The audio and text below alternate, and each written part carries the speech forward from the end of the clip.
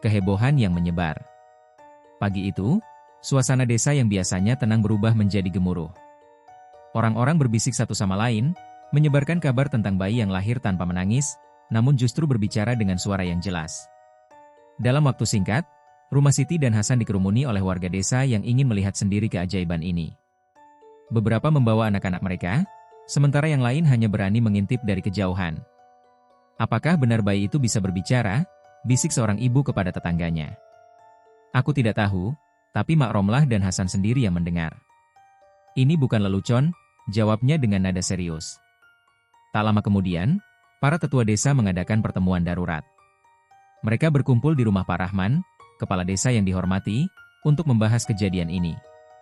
"Kita tidak bisa membiarkan kabar ini menyebar terlalu jauh sebelum kita memahami apa yang sebenarnya terjadi," kata Pak Rahman sambil menghela napas. "Tapi bagaimana kita bisa memahami ini?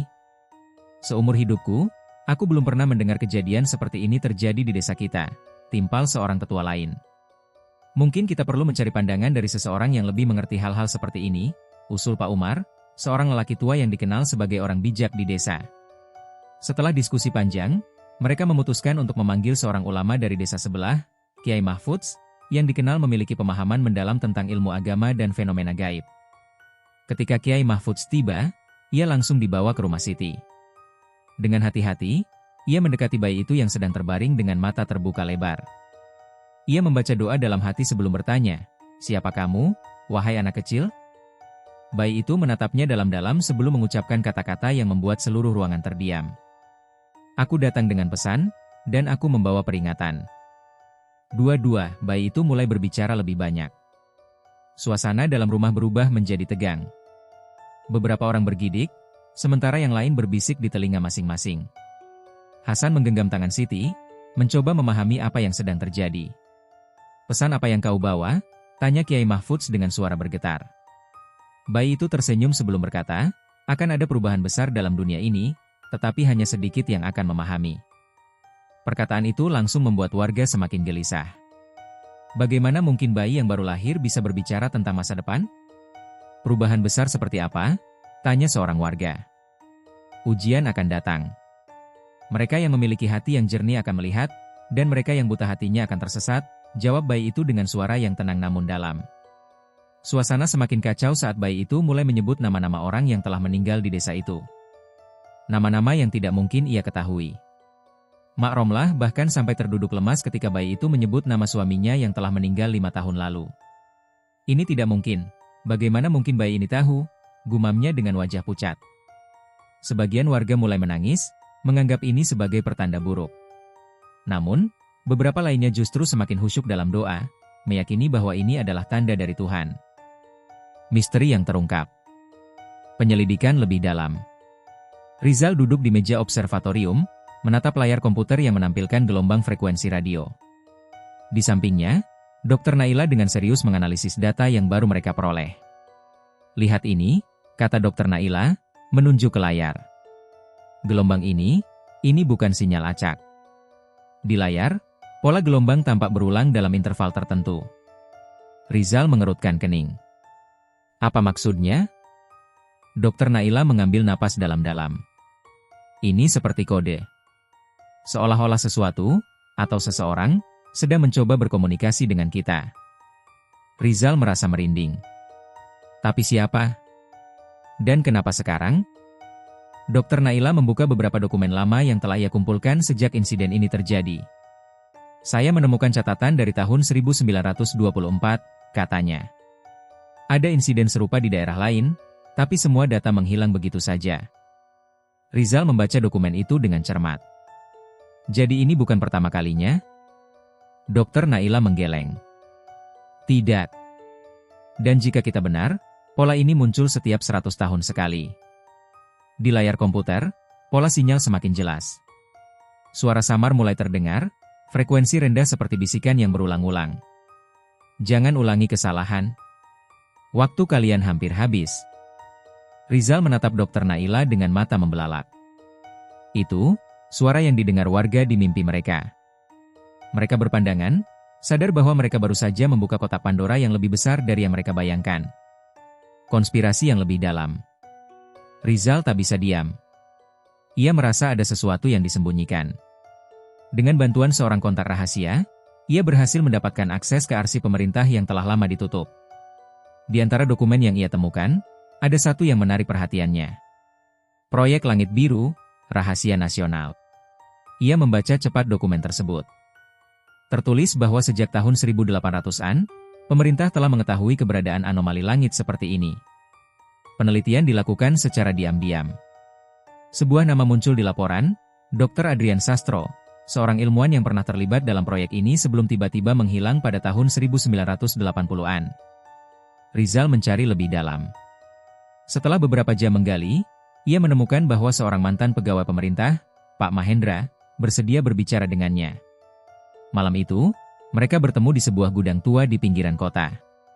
Ini bukan pertama kalinya, Nak, kata Pak Mahendra dengan suara berat. Dan ini bukan hanya sekadar cahaya di langit. Rizal merekam percakapan itu dengan hati-hati. Apa maksud Bapak? Pak Mahendra menghela napas. Mereka datang untuk mengawasi. Mereka selalu datang. Siapa mereka? Pak Mahendra menatapnya tajam. Kita menyebutnya pengawas. Jantung Rizal berdegup kencang. Mereka selalu kembali setiap 100 tahun sekali, memberi peringatan. Tapi manusia selalu mengabaikannya. Rizal mencoba menelan informasi ini. Peringatan tentang apa? Pak Mahendra tersenyum tipis, seakan menyadari sesuatu yang menakutkan. Tentang kehancuran kita sendiri. Fenomena langit semakin intens. Keesokan harinya, sesuatu yang lebih aneh terjadi. Sosok di langit yang awalnya samar, kini mulai terlihat lebih jelas. Bentuknya menyerupai manusia, dengan cahaya biru menyelimuti tubuhnya. Namun, yang paling mengejutkan adalah perubahan yang terjadi pada beberapa warga yang melihatnya pertama kali.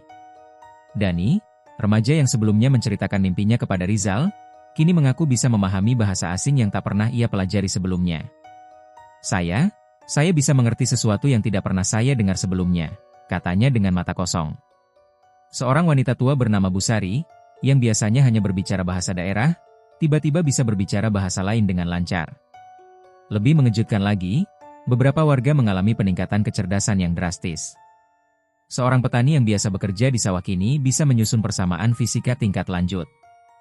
Rizal dan Dr. Naila semakin yakin bahwa ini bukan hanya fenomena astronomi biasa. Ini adalah sesuatu yang lebih besar. Mereka sedang mengubah kita, bisik Dr. Naila. Tapi kenapa? Sementara itu, media mulai melaporkan insiden serupa di kota-kota lain di seluruh dunia. Sosok bercahaya muncul di berbagai tempat. Dan pola pesan mereka tetap sama. Jangan ulangi kesalahan. Pertemuan pertama. Rizal, Dr. Naila, dan timnya memutuskan untuk mengambil langkah lebih jauh. Mereka menggunakan alat khusus untuk mendekati lokasi sosok tersebut muncul.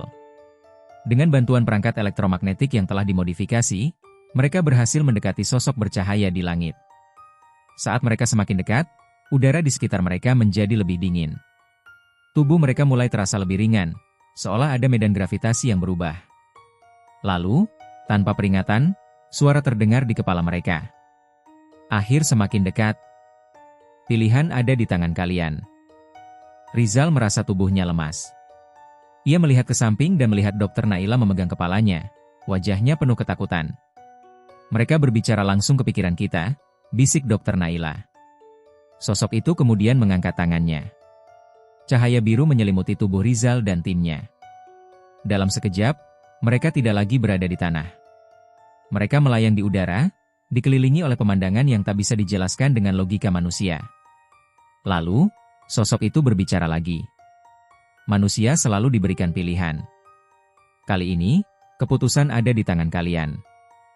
Rizal mencoba bertanya. Apa maksud kalian? Siapa kalian? Sosok itu tidak langsung menjawab. Sebagai gantinya, ia menunjukkan sesuatu yang membuat napas Rizal tertahan. Di hadapan mereka, muncul gambaran kehancuran. Kota-kota terbakar, langit merah menyala, lautan meluap menenggelamkan daratan. Kami telah melihat ini terjadi berulang kali, kata sosok itu. Di dunia lain. Di peradaban lain. Dr. Naila menatap dengan mata membelalak. Ini masa depan kita? Sosok itu mengangguk. Kecuali kalian memilih jalan yang berbeda. Hening. Rizal mencoba memahami apa yang terjadi. Apa yang harus kami lakukan? Sosok itu menatapnya dalam-dalam. Kami telah memberi peringatan.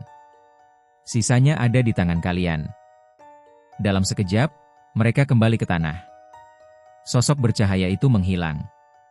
Namun, pesan yang mereka bawa kini lebih jelas dari sebelumnya. Dunia sedang berada di ambang kehancuran. Dan mereka hanya punya satu kesempatan untuk mengubahnya. Rizal dan Dr. Naila kembali ke markas mereka, membawa informasi yang bisa mengubah dunia.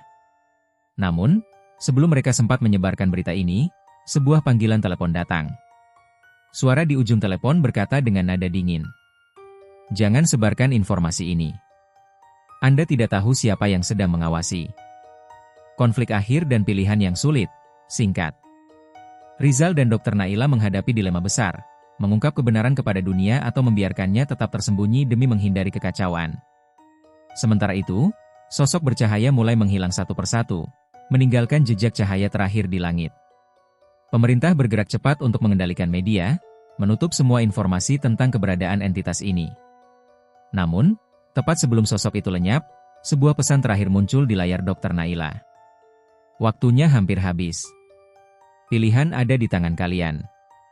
Menyadari dampak besar yang akan terjadi, Rizal akhirnya mengambil keputusan.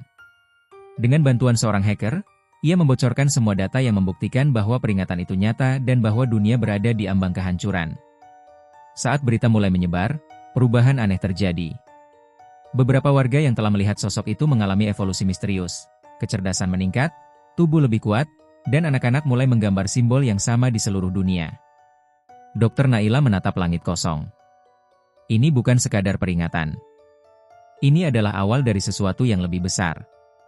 Rizal terdiam, menyadari bahwa peristiwa ini hanyalah permulaan, dan manusia kini dihadapkan pada pilihan yang akan menentukan masa depan peradaban mereka.